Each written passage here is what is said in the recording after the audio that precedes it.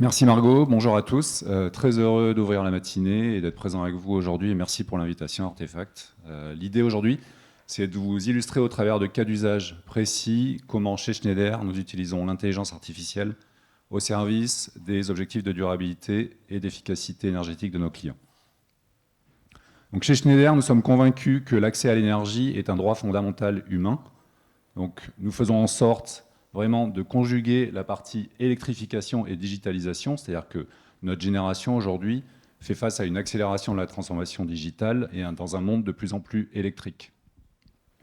Donc notre ambition, c'est vraiment notre positionnement unique, c'est-à-dire intégrer les technologies de gestion de l'énergie et d'automates industriels au service des objectifs de développement durable et d'efficacité énergétique de nos clients dans les métiers des data centers, du bâtiment, de l'industrie et des infrastructures énergétiques, donc les fournisseurs d'énergie.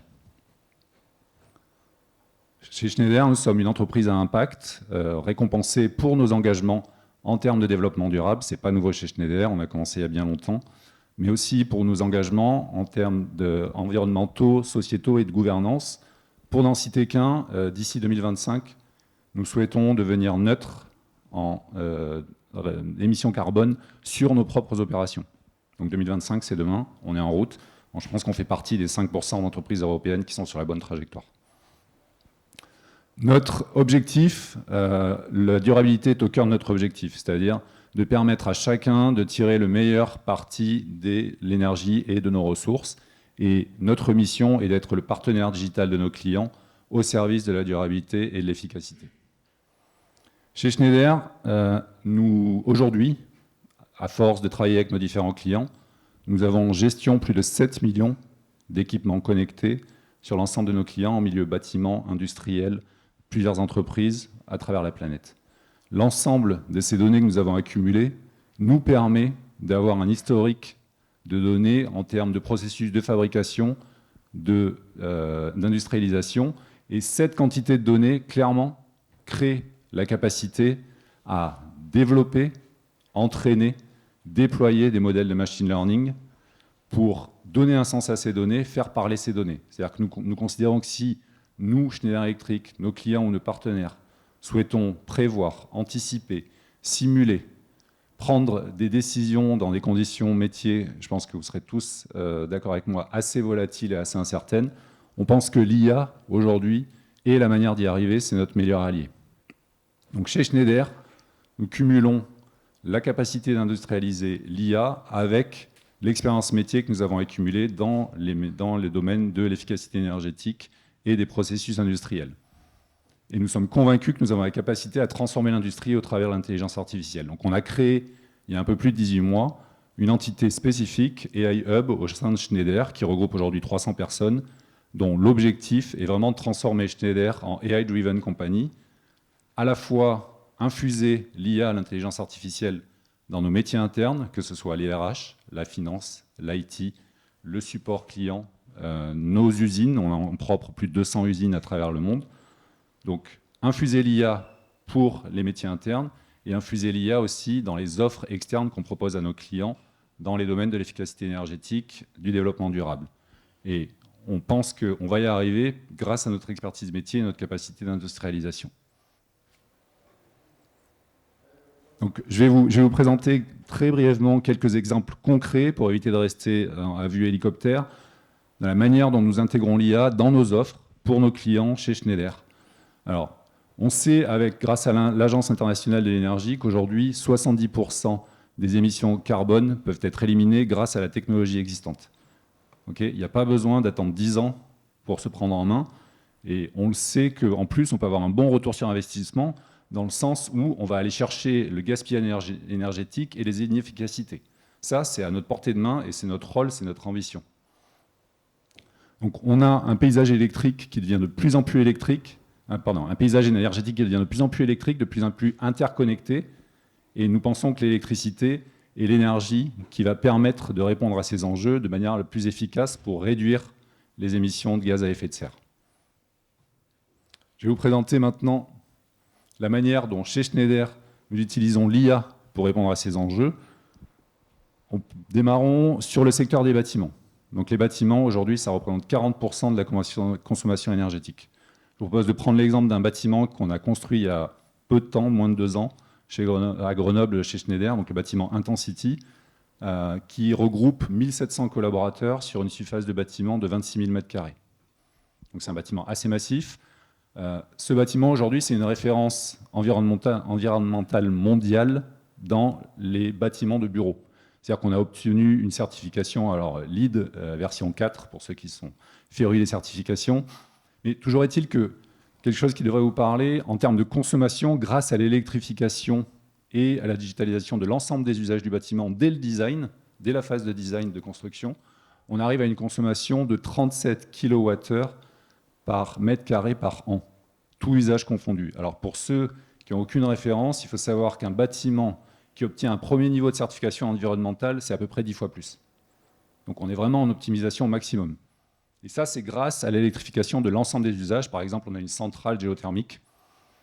Le bâtiment en lui-même, il est neutre en production-consommation d'énergie, avec un mix qui est comme si on a 4000 m² de panneaux photovoltaïques, on a 2 éoliennes et on a une capacité de stockage de 300 kWh. Ce qui fait que le bâtiment participe au microgrid de la ville de Grenoble, avec une capacité à autoproduire, autoconsommer et à revendre de l'énergie sur le réseau ou à s'effacer pour faire face à des pics de consommation d'énergie sur le réseau.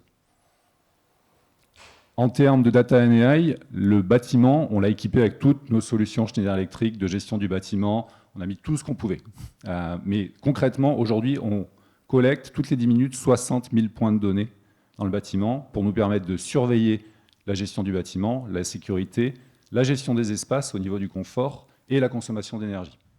Et ça, on le fait grâce à l'IA qui nous permet une interaction bidirectionnelle pour avoir les boucles de retour avec le bâtiment et les actions et effets directs sur le confort des usagers et sur la consommation énergétique. Donc, après le secteur du bâtiment, je vous propose de basculer sur la partie transport. Le transport, aujourd'hui, c'est 30% de l'énergie consommée. Alors, on va se focaliser sur la partie véhicule électrique, puisque chez Schneider, on pense que le véhicule électrique est le meilleur moyen de réduire l'empreinte carbone liée au transport. Et on constate, vous le voyez tous les jours, une augmentation impressionnante du nombre de véhicules électriques, et ça ne va pas s'arrêter. On sait qu'aujourd'hui, pour les bornes de recharge, avoir des bornes de recharge uniquement dans les résidences privées, ça ne va pas suffire. Donc, on va voir fleurir, apparaître des stations de bornes de recharge de véhicules électriques. Chez Schneider, on utilise l'intelligence artificielle pour fournir une solution de gestion de flotte de bornes de recharge de véhicules électriques qui permet notamment d'optimiser les profils de charge en fonction des attentes des utilisateurs, d'optimiser la consommation d'énergie sur le réseau en fonction des moments de la journée ou des pics qui peuvent arriver, d'optimiser aussi la capacité à revendre l'énergie qui est stockée dans les véhicules quand cela est pertinent sur le réseau. Donc vraiment, là on parle de microgrid lié à la partie véhicule électrique. Et tout ça on le fait grâce à des algorithmes de machine learning qui permettent d'optimiser un nombre complexe de paramètres. Sans l'IA, on n'y arriverait pas. C'est-à-dire qu'on arrive à intégrer, et ça je vais en parler sur le dernier exemple que je vais vous donner, après les véhicules électriques, sur les smart grids et microgrids. On sait qu'aujourd'hui, on a des paysages énergétiques qui est de plus en plus complexes et on a de plus en plus de points de production d'énergie locaux répartis un peu partout dans le monde. On n'est plus sur des gros points de production d'énergie qui sont isolés. On a vraiment une multitude, un réseau de points de production et de consommation. Donc on utilise l'IA chez Schneider dans le domaine smart grid et microgrid pour permettre de prédire et optimiser comment et quand consommer, produire ou stocker l'énergie. L'IA, dans ces smart grids et dans ces solutions de microgrid, nous permet d'intégrer un nombre très complexe et très important de paramètres, tels que les tarifs énergétiques des fournisseurs. Alors si on considère la France, on a des tarifs assez simples, assez basiques. Si on prend des géographies comme les États-Unis, on a plusieurs centaines de fournisseurs d'énergie avec des structures tarifaires qui sont dynamiques et hétérogènes. Donc on intègre cette dynamicité, on intègre la capacité d'analyse du réseau en termes de production et consommation d'énergie pour faire proposer de l'effacement, donc capacité à effacer le smart grid pour répondre à un pic sur le réseau et éviter de surtailler les réseaux au pic. Capacité aussi à considérer quel est le meilleur type d'énergie à consommer en fonction de la situation, du contexte, avec un mix énergétique à considérer avec l'éolien, l'hydraulique, tout ce qui est photovoltaïque. Et enfin, j'en parlais tout à l'heure, capacité aussi dans les smart grids et microgrids pour permettre de revendre l'énergie produite localement sur les points de consommation locaux quand cela est pertinent. C'est-à-dire qu'on peut aussi avoir une vertu économique là-dedans. Un point à noter dans la partie microgrid et smart grid, on ne fait plus face à un modèle où on a un cas d'usage, un modèle de machine learning qui répond à un besoin. On est sur un environnement interconnecté, interdépendant, donc on a plutôt un graphe de modèles de machine learning, une chaîne de modèles, tous interdépendants. Donc on a un niveau de complexité de gestion et d'optimisation qui est assez important.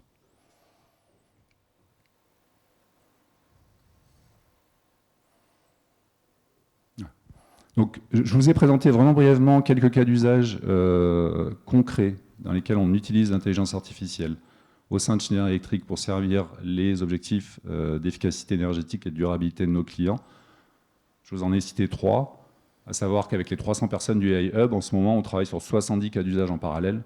Donc on a déployé au cours des 18 derniers mois une capacité à industrialiser l'intelligence artificielle, alors bien au service de la durabilité. Bien évidemment, on n'est pas encore complètement arrivé. On a des enjeux de passage à l'échelle, d'optimisation, notamment un de nos gros axes qu'on est en train de travailler, c'est la partie Financial Operation, comment optimiser la production d'énergie liée à la réalisation de nos algos, de nos machine learning models, pour optimiser au maximum la partie énergétique et la partie financière, que ce soit au niveau cloud ou sur la partie edge aussi, sur des devices qui sont beaucoup plus contraints. Et enfin, je voulais terminer sur le fait que, Margot, vous parliez des services de consulting. Alors chez Schneider, fort de notre capacité d'industrialiser l'intelligence artificielle et de l'expertise dans les métiers du développement durable et de l'efficacité énergétique, nous proposons aujourd'hui à nos clients un service de consulting AI qui permet de réaliser des projets clés en main sur les milieux industriels et des bâtiments pour répondre avec l'IA aux enjeux de développement durable et d'efficacité énergétique. Merci pour votre écoute et je suis prêt à prendre des questions ou des commentaires s'il y a.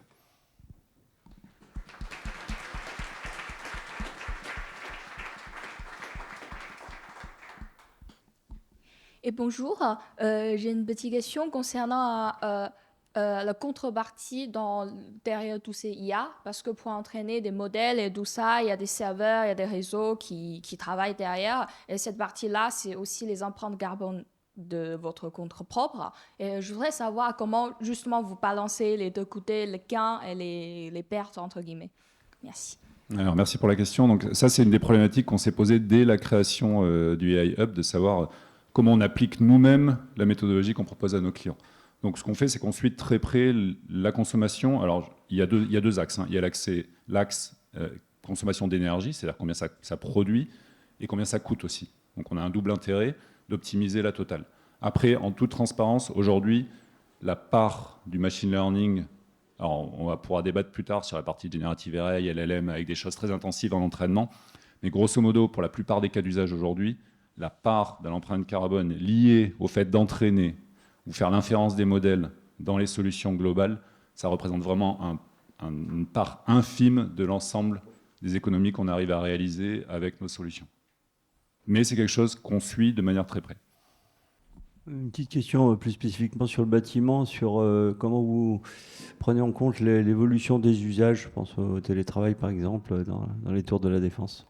Oui, alors c'est un bon point. Il a fallu qu'on s'adapte. Après, les solutions sont suffisamment flexibles justement pour cette boucle de retour immédiate. C'est-à-dire qu'on n'attend pas d'avoir un historique de 3 mois de données pour constater une modification des usages. Donc on sait s'adapter en fait. Notre pas de temps, c'est une adaptation vraiment, je vais dire presque à l'heure ou à la demi-journée.